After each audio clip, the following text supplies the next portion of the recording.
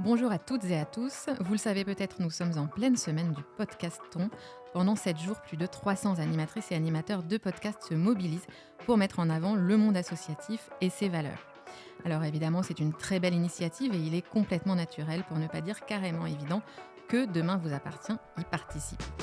Dans le cadre de ce podcaston, j'ai le plaisir de recevoir une femme et une dirigeante d'association ultra engagée qui incarne pleinement les valeurs de l'altruisme et de la solidarité, Atina Marmora.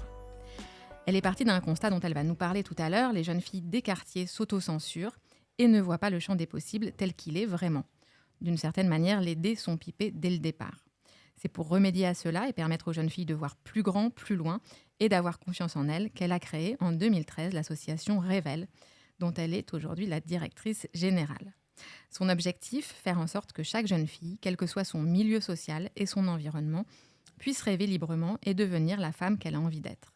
Aujourd'hui, l'association est présente en Île-de-France et en région Auvergne-Rhône-Alpes et a sensibilisé et accompagné près de 3000 jeunes filles en 9 ans. Soutenue par l'Agence nationale de la cohésion et des territoires depuis 2019, l'association Révèle est labellisée par ONU France et Génération Égalité. Bonjour Atina. Bonjour Claire. Alors la première question que j'ai envie de te poser Atina, c'est comment es-tu arrivée dans le monde de la philanthropie ? Comment es-tu arrivée dans le monde associatif ? L'engagement fort qui est le tien, est-ce qu'il a toujours été en toi ou est-ce qu'il est venu au fil du temps ? Alors, je dirais qu'il a toujours été en moi, puisque moi, à 18 ans, je rêvais d'être assistante sociale. Et je n'ai pas du tout fait ça. J'ai plutôt suivi un petit peu l'ambition de mon père qui rêvait de me voir en tant que femme d'affaires qui prend des avions avec une mallette. Bref, j'ai fait une école de commerce, donc pas du tout ça. Et après avoir travaillé 8 ans dans des grands groupes, en tant que commercial, dans le marketing, forcément, à un moment donné, nos rêves d'enfance reviennent. Et j'ai quitté ce monde-là pour découvrir le secteur de l'entrepreneuriat social et solidaire. Et c'est là que petit à petit, j'ai vraiment trouvé ma voie, qui était travailler sur la question de l'orientation et l'accompagnement des jeunes, puisque je me suis rendu compte que moi-même, je n'ai pas suivi mon rêve initial et c'était une bonne chose finalement. J'ai découvert le secteur de l'entrepreneuriat social et solidaire via à l'époque mon conjoint. Et du coup, là, j'ai vu qu'il y avait un monde qui s'ouvrait à moi où on n'était pas seulement tourné vers le business, les chiffres d'affaires, mais qu'on pouvait avoir de l'impact et être utile à la société. Et c'est là où je me suis rendu compte, en travaillant notamment pour une association qui luttait contre les discriminations pour les jeunes de quartiers populaires, qu'il y avait un vrai sujet, un vrai travail à faire sur la question de l'orientation, avant même la question de la recherche d'un emploi, puisque moi-même, j'ai pas suivi ce rêve-là et que finalement, après 8 ans, j'en reviens à me remettre en question, en fait, et à me dire que c'était pas ce qui me plaisait. Et c'est là où j'ai décidé de m'intéresser à la question de l'orientation, comment on accompagne les jeunes sur l'orientation à faire des choix, comment on les sensibilise à la question des savoir-être, des codes de l'entreprise et à devenir consultante et formatrice sur les questions d'orientation et d'insertion professionnelle. Donc cette découverte, elle est venue de ton conjoint finalement, Ouais. qui lui est entrepreneur. Qui lui est toujours entrepreneur et à l'époque accompagnait des entrepreneurs sociaux et a cofondé La Ruche et donc qui m'a fait découvrir cet univers qui a été vraiment un vrai coup de cœur pour moi. Donc le déclic a eu lieu à ce moment-là. Ouais. Et du coup, à quel moment tu t'es dit vraiment je franchis le pas de la création de l'association ? C'est venu comment ? C'est venu très rapidement finalement ? Ça a été aussi un processus. En fait, donc je travaillais comme consultante et formatrice. J'intervenais régulièrement dans les lycées. Et le projet Révèle est né par un constat que je faisais quotidiennement. Je posais la question aux filles, qu'est-ce que tu veux faire plus tard ? Et j'avais le fameux top 3 des métiers, comme je l'appelle, secrétaire, assistante de direction, puéricultrice, de temps en temps agent d'escale, quand l'aéroport Roissy-Charles de Gaulle était passé la semaine d'avant, sensibilisée sur le métier. Et c'est là où je me suis dit, mais pourquoi j'ai aucune fille qui rêve d'être architecte, pilote d'avion, militante associative ? Enfin voilà, ça m'a questionnée, j'ai creusé du coup, et là je me suis rendu compte que finalement ces jeunes filles faisaient des choix d'orientation, des choix de métier qui étaient tout simplement présents dans leur environnement social et familial, et qu'elles ne pouvaient pas rêver d'être architectes si autour d'elles, il n'y avait pas de femmes architectes. Ouais. Et aussi, voilà, toutes les problématiques qui sont spécifiques, je dirais la question du genre, telle que le manque de confiance en soi, des jeunes filles qui prenaient beaucoup moins la parole en classe que des garçons, des postures assez fermées, et, voilà, mal à l'aise à un âge où le corps se transforme. Enfin voilà, il y avait aussi cette question de la place que prenaient ces jeunes filles et qui se traduisait aussi bien en classe que dans l'espace public, puisque les jeunes filles de quartier populaire sont complètement invisibles de l'espace public, on ne les voit pas. Et c'est là où je me suis dit, mais tiens, il y a quand même, il y a peut-être un sujet à traiter en créant des programmes pour les filles afin de permettre d'ouvrir le champ des possibles et ouvrir le champ des ambitions. Oui. Et alors, le principe de rôle modèle est central chez Revel, on va y revenir. Est-ce que toi, dans ton parcours, tu as eu des rôles modèles ? Oui, j'en ai eu. Et alors, je dirais que mon premier rôle modèle, ça va être un peu bateau, mais c'est mon père. Parce que c'est le premier féministe que j'ai rencontré dans ma vie. Quand on était petite avec ma sœur, donc moi j'ai 2 frères et une sœur, et mon père nous disait à moi et ma sœur, mes filles, il n'y a pas de garçons, il n'y a pas de filles, vous pouvez faire ce que vous voulez, tout est possible à partir du moment où vous en donnez les moyens, où vous travaillez. Et donc très tôt, il nous a permis de dépasser en fait les limites, de déconstruire nos propres, nos propres croyances limitantes. Donc voilà. Et ça a été un vrai moteur de par son parcours également. Il a quitté son pays à l'âge de 18 ans. Il a tout fait en France en éduquant 4 enfants. Enfin bref, un parcours de vie assez exemplaire qui m'a beaucoup inspirée. Et puis, j'ai aussi une grande tante qui était une source d'inspiration au moment de mon adolescence où voilà, j'ai grandi dans 2 cultures différentes, à la fois françaises, avec une culture tunisienne et beaucoup de questionnements aussi sur qui je suis, quelle est ma place dans tout ça. Et cette femme-là m'a complètement, désinhibée par rapport à ça, en me disant, mais en fait, tu es qui tu es, fais ce que tu as envie de faire. Et en gros, le qu'en dira-t-on, ce qu'en pensent les gens, il faut s'en défaire, suis ton cœur et suis ce qui t'anime, quoi. Et je crois que ça a été un modèle de liberté, de penser et d'être qui, je pense, a fait aussi la femme que je suis aujourd'hui. Oui, ça t'a permis de dépasser peut-être C'est ça. les interdits que tu te posais. Alors, donc, tu le dis souvent, l'égalité des chances passe d'abord par l'égalité des rêves. Est-ce que tu peux nous expliquer le lien entre les deux ? Tu l'as un petit peu fait tout à l'heure. Du coup, les jeunes filles, c'est parce qu'elles ne connaissent pas les métiers qu'elles ne peuvent pas en rêver, ou est-ce qu'il y en a qu'elles connaissent, mais elles se disent finalement, c'est pas fait pour une fille ? Ça, c'est possible aussi ? Oui, alors il y a un mélange. Il faut savoir que les jeunes filles de quartier populaire, on est sur un triple déterminisme à la fois social, de territoire et de genre. Et il y a des préjugés, en fait, des phénomènes d'autocensure. C'est-à-dire que certaines jeunes filles, je me souviens quand j'intervenais en classe et que je leur disais qu'on pouvait travailler dans le bâtiment et manager une équipe d'hommes, certaines qui disaient « Ah bon, c'est possible pour une femme de manager des hommes ?» Enfin, des choses comme ça, ancrées, en fait. Et ce dont je me suis rendu compte, c'est que c'est aussi par l'exemplarité, c'est-à-dire en rencontrant des femmes qui font ça, que ça devient réel pour elles. Et c'est pour ça que quand on dit l'égalité des chances passe par l'égalité des rêves, c'est aussi de pouvoir s'identifier à des parcours de réussite pluriels et que ce soit visible autour de soi. Et je reviens à mon premier point qui était de dire s'il n'y a aucune femme architecte autour de moi, je ne peux pas rêver parce que ça n'existe pas dans ma réalité. Donc, il faut aussi déconstruire, faire ce travail de déconstruction des croyances limitantes, des stéréotypes, des phénomènes d'autocensure, mais il faut aussi travailler sur la visibilité de ces réussites plurielles et l'accès de ces femmes-là pour les jeunes filles de quartier populaire. Donc, du coup, on va en revenir aux missions de Revel et aux objectifs. Quelles sont les grandes missions de l'association Revel ? Alors, je dirais que la grande mission, c'est l'empowerment des jeunes femmes de quartier populaire. Et c'est comment on lutte, en fait, comment on permet à ces jeunes filles de dépasser ce triple déterminisme dont je parlais tout à l'heure.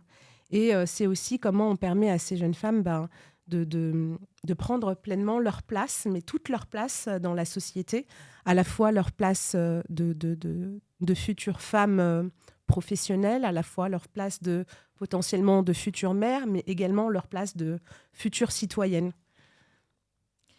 Et est-ce que tu peux nous dire, ces jeunes filles, je crois qu'on ne l'a pas encore dit, elles ont quel âge en fait? À quel âge est-ce tu peux les prendre en charge au sein de l'association? Alors, la moyenne d'âge chez Revel, c'est 16 ans. Mais les jeunes filles peuvent rentrer chez Revel entre 14 et 20 ans, sachant l'accompagnement, il est global sur Revel et dans la durée, Ouais. et qu'il n'y a pas de fin, en fait. Donc, ensuite, elles appartiennent à une communauté, et on a des jeunes femmes aujourd'hui qui ont plus de 24 ans, et même certaines qui sont en poste. D'accord, et qui font toujours partie de la communauté. C'est ça. Alors, on va parler un peu méthodologie, mais comment est-ce que vous faites pour identifier ces jeunes filles? Comment est-ce qu'elles arrivent chez Revel? On a tout un réseau de prescripteurs. Donc, on a à peu près 60 jeunes filles qui nous viennent via des prescripteurs sur le terrain, qui peuvent être à la fois des lycées, des référents jeunesse, des centres d'action sociale. Donc, on travaille essentiellement dans les quartiers prioritaires de la ville, puisqu'on essaye de chercher celles qui en ont le plus besoin et qui sont le plus éloignées, je dirais, des opportunités. Ouais. Et ensuite, on a à peu près 30% de jeunes filles qui nous viennent via les anciennes. C'est-à-dire qu'une jeune fille qui a fait Revel, voilà, et je pense la meilleure ambassadrice pour pouvoir en parler et donner envie à d'autres jeunes filles de sauter le pas. Parce que c'est quand même un programme qui est long, en tout cas le programme phare de Revel. Révèle ton potentiel, ça dure 5 jours, 5 mois. Et c'est pendant la période des vacances scolaires. Donc, c'est-à-dire que ces jeunes filles viennent pendant une semaine, tous les jours, de 8h30 à 17h30. Et donc, ça demande un engagement, une motivation. Et c'est vrai que quand ce sont des jeunes filles qui parlent à des jeunes filles, c'est plus facile. Oui, c'est plus fort. On va parler justement des programmes. Révèle ton potentiel. Tu peux nous dire en quoi ça consiste, comment ça se déroule? Ouais. Donc, Révèle ton potentiel, c'est vraiment le programme, je dirais, historique de Révèle. C'est comme ça que ça a démarré. Et c'est un programme qui dure 5 jours pendant les vacances scolaires et qui se poursuit pendant 5 mois avec des coachings collectifs et individuels. Pendant cette semaine, on va travailler, accompagner les jeunes filles à se découvrir, à se connaître, à déconstruire leurs croyances limitantes, mais on va aussi les outiller pour savoir comment construire un projet professionnel, comment saisir les opportunités. Et elles vont également rencontrer plein de femmes, donc on appelle les rôles modèles chez Revel, qui vont partager avec elles leur parcours et qui vont également justement ouvrir le champ des possibles. Elles vont rencontrer plus d'une 50aine de femmes, je dirais même plus, une centaine de femmes durant toute la semaine, certaines qui vont témoigner et puis d'autres qui vont également les entendre pitcher leur projet professionnel à la fin de la semaine pour leur faire des feedbacks. Et donc, c'est un parcours, je dirais, assez engageant, mais qui crée une véritable transformation qui va être le point de départ pour permettre à ces jeunes filles de prendre confiance en elles. Donc ça, c'est le parcours Révèle ton potentiel et qui est, je dirais, l'un des points d'entrée. On fait également des ateliers de sensibilisation de 3 heures à la confiance en soi dans les lycées. Mais c'est que le début de l'aventure, puisque l'idée après, c'est de travailler sur l'ouverture des champs des possibles, avec des découvertes, des programmes autour de découvertes métiers, des rencontres avec d'autres rôles modèles qui peuvent se faire tout au long de l'année. Et puis le troisième objectif qui est comment est-ce qu'on accompagne ces jeunes filles une fois qu'elles ont pris confiance en elles et qu'elles ont ouvert le champ des possibles, comment on les accompagne à passer à l'action. Et donc là, dans ce cadre-là, on propose aux jeunes femmes de devenir ambassadrices, de s'engager dans le projet associatif. Et l'idée étant que l'association devienne un projet par les filles des quartiers populaires, pour les filles des quartiers populaires. Donc on va vraiment vers ce mouvement-là. Et on a bien évidemment également, comme là je suis en train de faire un podcast, mais les jeunes filles ont créé leur propre podcast, un Rêvecast, qui s'appelle le Rêvecast, dans lequel elles prennent la parole sur des sujets qui sont importants pour elles. Et donc, tu vois vraiment un avant et un après Révèle ton potentiel? Complètement. Et je dirais même que l'accompagnement, faut pas se leurrer, un vrai changement, une vraie transformation se fait dans le temps. Donc, il y a ce fameux parcours Révèle ton potentiel avec ce programme de 5 mois. Mais ce qui va vraiment faire que les filles vont se transformer, c'est dans la durée, en restant dans l'association, en continuant de contribuer à la fois à l'association et de faire des actions. Et c'est la communauté qui est créée, en fait, entre ces jeunes femmes, mais aussi la communauté avec les rôles modèles, puisque les rôles modèles continue de s'investir aussi dans le projet à travers d'autres programmes, comme par exemple Révèle Connect. On est sur du mentorat, mais c'est vraiment l'adhésion à cette communauté sur le long terme qui crée une transformation dans la durée. Alors j'ai une question, on parle des jeunes filles, mais est-ce qu'il y a dans ces programmes des garçons ou est-ce que les garçons sont finalement exclus ? Non, ils ne sont pas exclus. Encore une fois, Révèle ton potentiel, c'est une semaine vraiment où on va créer cet espace de confiance entre filles pour déconstruire, mais bien évidemment, quand on fait nos journées en entreprise, les collaborateurs aussi sont les bienvenus, notamment sur les simulations d'entretien. Et puis les jeunes filles font des stages, rencontrent aussi des collaborateurs dans d'autres entreprises. Enfin, c'est pas, l'idée n'est pas de dire on veut rester entre filles, entre femmes, hein, mais c'est vraiment comment on crée ces espaces-là pour justement favoriser une meilleure mixité et que les filles se sentent à l'aise partout, puisque Révèle reste leur petit espace. Ouais. Mais ensuite, il y a la vraie vie et donc il faut être en capacité de savoir aussi prendre pleinement sa place quand il y a aussi des hommes. Oui, absolument. C'est l'objectif, puisque c'est à ça qu'elles seront confrontées par la suite. Donc tu le disais, vous suivez les jeunes filles pendant plusieurs années. Elles peuvent rester ensuite dans la communauté. Ce lien, il peut durer combien d'années? Puis comment il est maintenu finalement, ce lien? Est-ce que vous avez des jeunes filles que vous suivez à partir de 13 ans et puis qui sont toujours là à 25? Ça, c'est... Alors, je dirais que la question de la communauté, c'est un travail sur le long cours, même pour nous. On est sur une cible adolescente qui change assez rapidement. Ouais. Et aussi le numéro de téléphone, ce qui rend complexe parfois le fait de garder un lien. C'est vraiment un travail au quotidien, justement, et on a créé aussi des postes autour de l'animation de la communauté qui est le cœur de Révèle. Et surtout, on a les anciennes, les ambassadrices qui ont ce rôle-là de faire vivre la communauté. Donc, on est dans la recherche d'autonomie. Comment on autonomise les jeunes filles pour qu'elles fassent vivre cette communauté. Et on essaye de créer des moments de rencontre. On a par exemple en juin la journée Révèle et nous, où là, on va faire venir toute la communauté, toutes les jeunes filles qui le souhaitent, autour d'un moment festif, de célébration. Donc, c'est important aussi d'avoir des moments de rencontre. C'est toutes celles qui ont fait Révèle depuis le départ. On invite toutes celles qui sont encore on a à peu près, je dirais, 250 jeunes filles qui sont engagées et régulièrement sur le long terme.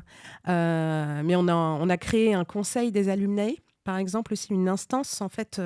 On a travaillé un peu la gouvernance, je dirais, de Révèle pour créer cette instance-là, pour que les alumni aussi sentent qu'elles font partie intégrante du projet. Et on essaye dans cette instance d'avoir leur retour sur les projets, qu'elles nous fassent émettre des idées. Et on a même une de nos jeunes filles qui est au conseil d'administration de Révèle. Donc l'idée, c'est d'aller de plus en plus vers ça.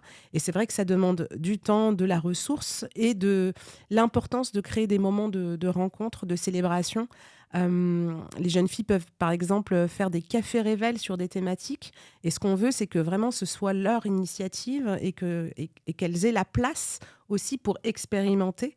Parce que voilà, je pense qu'une des clés pour moi du changement, c'est comment je vis une expérience de succès. Et une fois que je l'ai vécue, elle est ancrée. Et du coup, je suis en capacité de répéter. Je ne peux pas dire je ne l'ai pas fait puisque ça a été fait avec succès. Et donc, on essaye d'ancrer un peu des changements aussi à travers cette communauté qui vont accompagner ces jeunes filles durant toute leur vie professionnelle. Oui. Alors, il y a la communauté, on le disait. Il y a aussi le réseau que les jeunes filles apprennent à se construire, puisque ça fait partie des choses que vous leur enseignez. Elles apprennent à compter sur les personnes qu'elles rencontrent au cours de cette expérience. Est-ce que ça se fait naturellement? Comment ça se passe, ce lien au réseau? Alors, ça ne se fait pas naturellement. On le voit, les jeunes filles qui arrivent... Le premier jour du parcours Révèle ton potentiel, pour la plupart, c'est même très difficile de prendre la parole, ne serait-ce qu'entre elles, en fait. C'est des groupes de 30 à 35 jeunes filles. Donc, il faut oser juste parler en fait et parler, poser sa voix dans le groupe. Et donc c'est tout ce processus-là, notamment pendant la semaine, où on va les amener à prendre confiance en elles, à oser dire et oser se dire. Et ce qu'on note chez Revel, c'est que le premier niveau d'impact, c'est le changement de regard que les jeunes filles portent sur elles. Et c'est parce qu'elles vont changer de regard sur elles qu'elles vont oser interagir avec l'autre et changer de regard sur l'autre.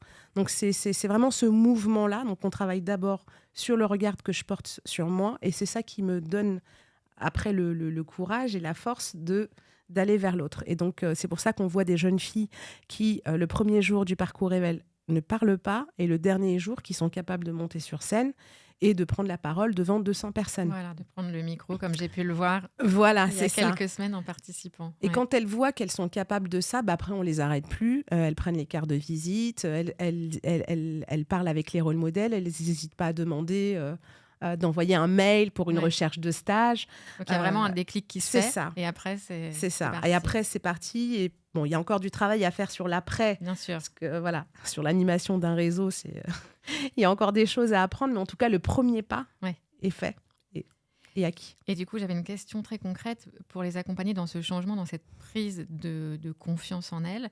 Il y a des coachs, il y a des psys. Qui est-ce qui fait ça, ce travail-là, finalement? Alors, on a une communauté de 40 coachs qui sont formés à l'approche pédagogique Revel. Donc, cette approche s'est nourrie d'années d'expérience. Et donc, on recrute des personnes qui, à la fois, ont une posture de coach, mais qui ont aussi la capacité de faciliter, d'animer un groupe. Puisque chez Revel, on est vraiment sur cette double dimension, à la fois individuelle et à la fois de groupe. Il faut être en capacité de maîtriser les deux. Donc, c'est assez complexe. Et donc, il y a tout un process de recrutement des coachs avec tout un accompagnement. Mais c'est des coachs qui animent le parcours Revel et également nos ateliers de 3 heures. Et tout est une question de posture. En fait, chez Revel, la pédagogie est au cœur du projet. Et tout est dans la posture sur comment je crée la confiance avec ces jeunes filles. Comment on arrive à créer cette confiance, comment on arrive à être dans une relation de pair à pair. Et ça demande à la fois pour les coachs, mais également pour les rôles modèles, de donner ce qu'on demande aux jeunes filles. C'est-à-dire d'être en vulnérabilité, d'oser dire qui on est profondément. Ça passe par le fait d'accompagner les jeunes filles à parler en je et pas en on, par exemple, ce qui peut être un petit détail. Mais quand je dis je, je prends ma place. Quand je dis je, j'existe. Donc voilà, c'est par plein d'éléments de posture c'est très exigeant en fait de travailler avec un public majoritairement mineur, et c'est une responsabilité également. Donc il faut bien préparer, bien accompagner et faire de la qualité. Oui. Et est-ce que tu pourrais nous donner 1 ou 2 exemples de réussite que tu as en tête? Alors je sais que c'est dur de choisir, mais 2 exemples qui t'ont marqué et qui montrent en fait qu'il y a vraiment un avant et un après. Alors, une réussite, je peux parler de Sonia, qui est dans notre conseil d'administration, par exemple, qui aujourd'hui prépare la magistrature. Et c'est quelqu'un qui a fait Sciences Po, et c'est une rôle modèle de Revel qui l'a accompagnée à préparer les concours de Sciences Po tous les samedis. Ça a été des rencontres qui font qu'aujourd'hui, on a une future alumnae qui va devenir magistrate. Et puis, on a aussi des jeunes femmes, par exemple, qui ont créé leurs propres médias, qui sont alumnae et qui ont qui ne se connaissaient pas, une Lyonnaise et une Parisienne, qui ont créé leurs médias parce qu'elles avaient envie, elles se sentaient à l'aise pour le faire. Une autre jeune femme, Nourchen, qui a créé une association d'aide pour les personnes âgées. On est sur ce type de réussite ou des jeunes filles, toutes les jeunes filles qui ont créé le podcast. Elles sont une 40aine. Pour moi, c'est aussi une réussite. Alors, collective, mais également individuelle, parce qu'elles sont dans le passage à l'action et qu'elles ont osé aller sur des terrains inconnus. C'est elles qui ont eu l'initiative? On leur a parlé de l'initiative et c'est elles qui ont créé le concept. C'est-à-dire nous, on s'est dit, ça serait super qu'on ait un podcast. Qu'est-ce que vous en pensez? Qu'est-ce que vous aimeriez dire?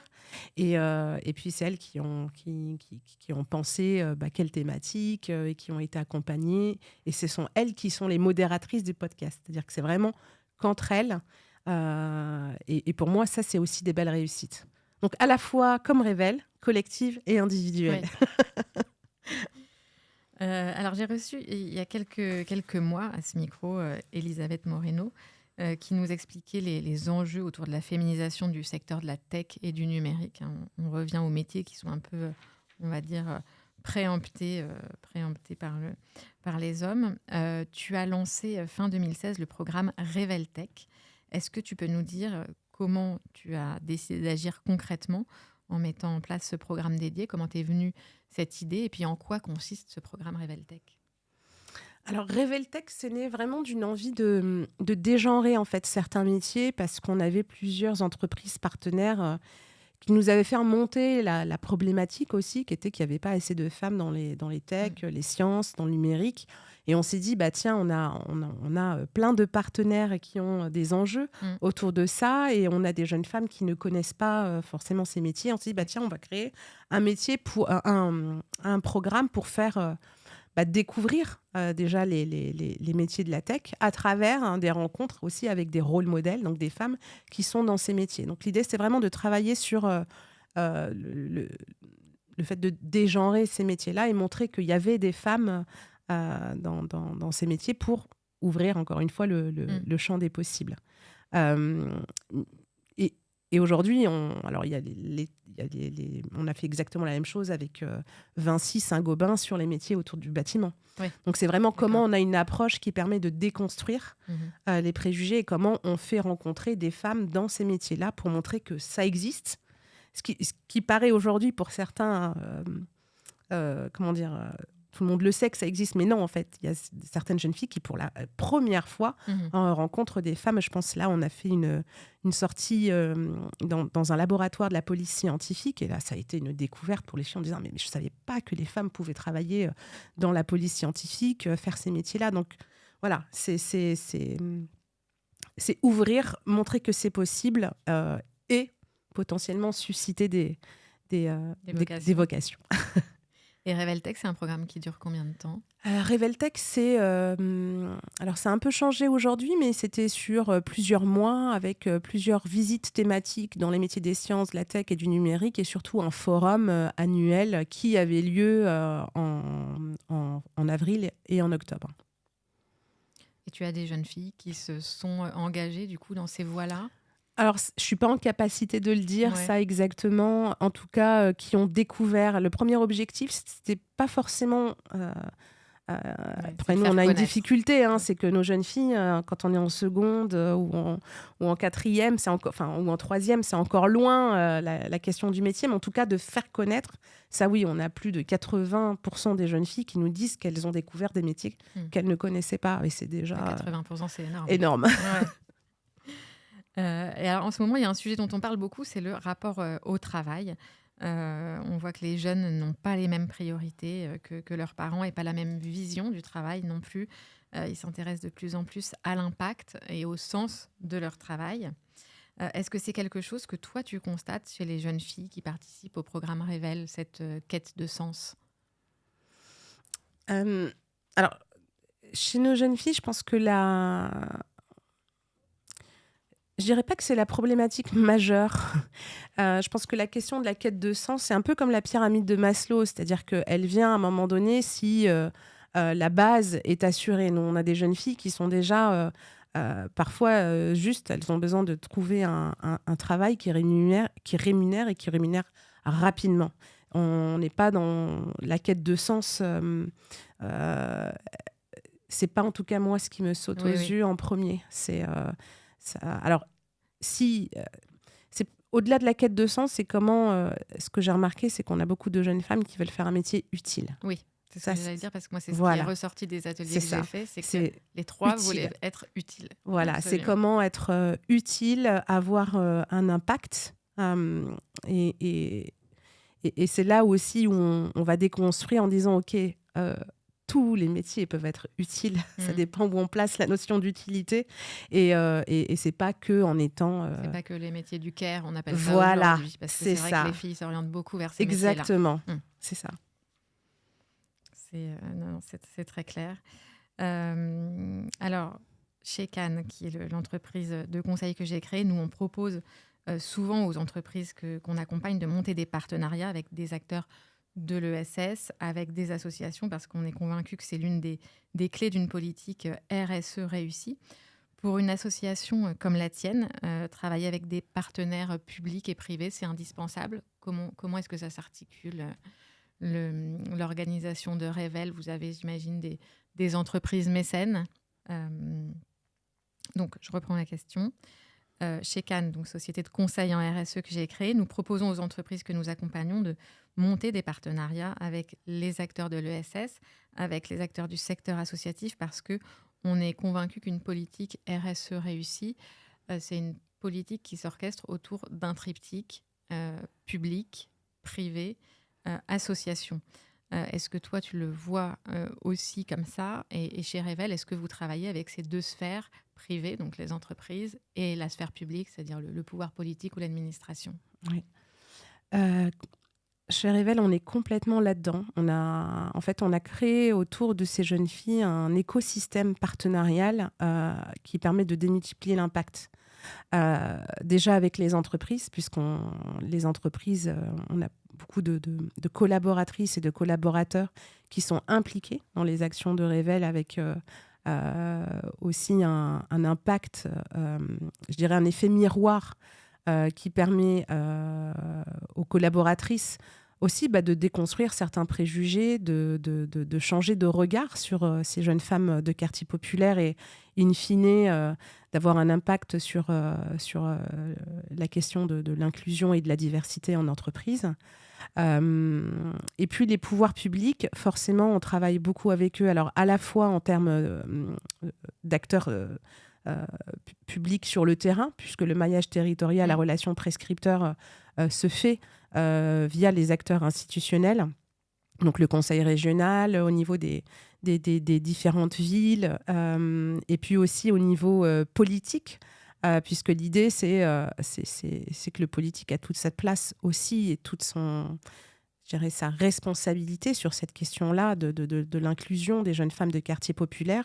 Et on a, par exemple, là dernièrement, une quarantaine de jeunes femmes qui ont été impliquées dans le conseil de la refondation pour la jeunesse, et qui ont donné leurs idées pour la jeunesse à Matignon en présence de 4 ministres et d'Elisabeth Borne. Donc, on essaye aussi d'impliquer le politique sur ces questions-là parce que c'est un enjeu aussi de société et que chacun, à sa part, peut jouer en fait...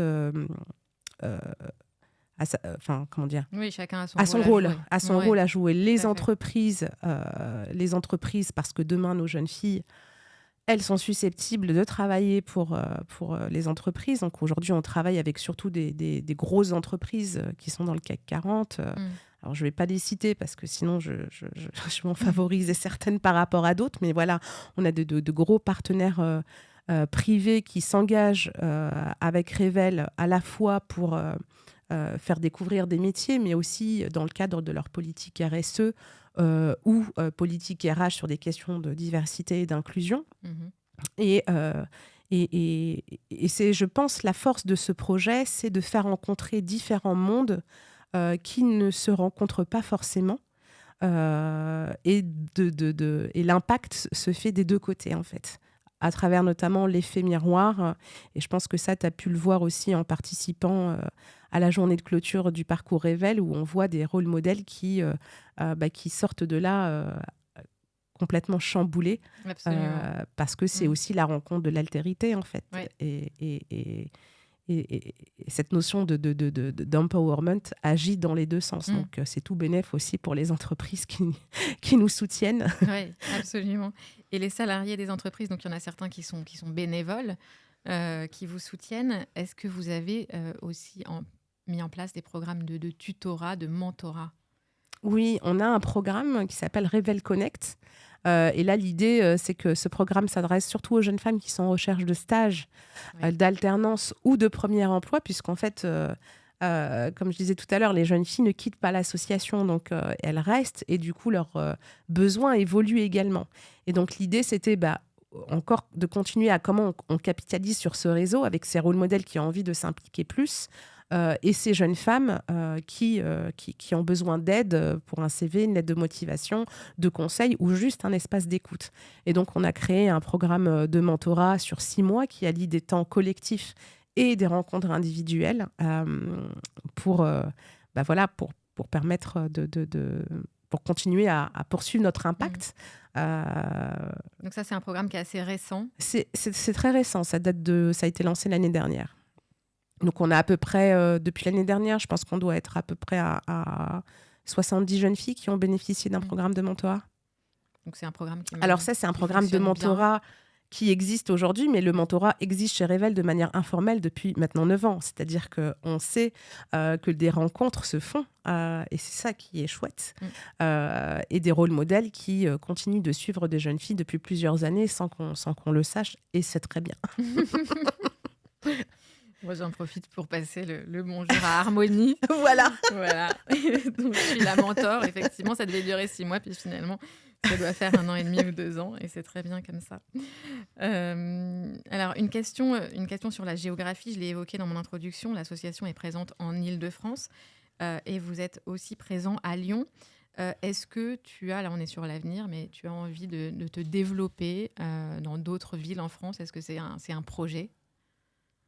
Oui, je pense que c'est une envie, bien évidemment, puisque quand on fait un projet comme Revel, quand on voit l'impact que ça a en Île-de-France, l'impact que ça a à Lyon, on se dit on aimerait bien que ça se fasse ailleurs. Après, comme je disais tout à l'heure, la pédagogie, la qualité sont au cœur du projet. C'est-à-dire qu'on veut grandir, mais on veut bien grandir. On s'occupe de publics adolescents, de publics majoritairement mineurs, et donc, on ne peut pas juste redonner la formule à qui que ce soit pour qu'il puisse le...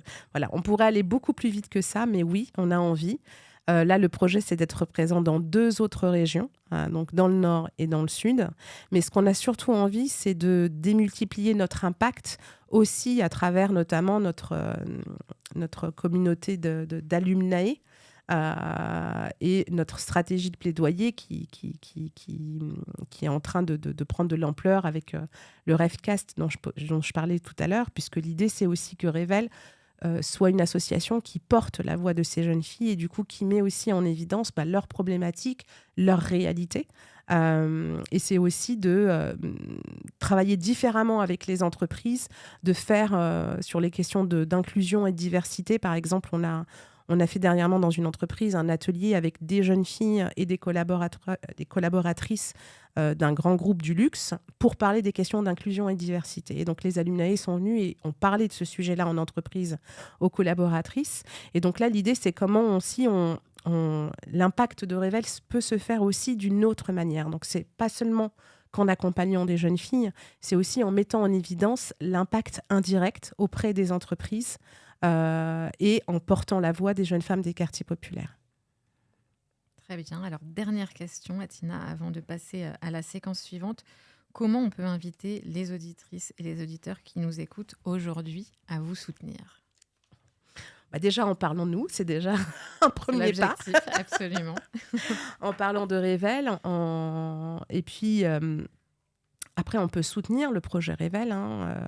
Comme toute association, faut savoir que nos programmes sont entièrement gratuits pour les jeunes filles. Donc, voilà, si on a envie de soutenir le projet, n'hésitez pas à aller sur notre... On peut faire un don. On peut faire un don sur notre page Internet. C'est déjà bien. Et on peut aussi soutenir Revel en écoutant le Revcast, qui est présent sur toutes les plateformes. Alors, c'est ce que j'allais te demander. Sur quelle plateforme on peut le... Sur toutes les plateformes. Revcast. Et donc, voilà. Écouter ces jeunes filles, prendre ces 10 minutes pour écouter ces jeunes filles, c'est déjà aider l'association. D'accord. C'est bien noté. Alors, on passe à la séquence numéro 2, la séquence du tac au tac. Il faut que tu choisisses entre 2 choses. Et il est interdit de répondre les 2. Je précise qu'il n'y a pas de mauvaise réponse.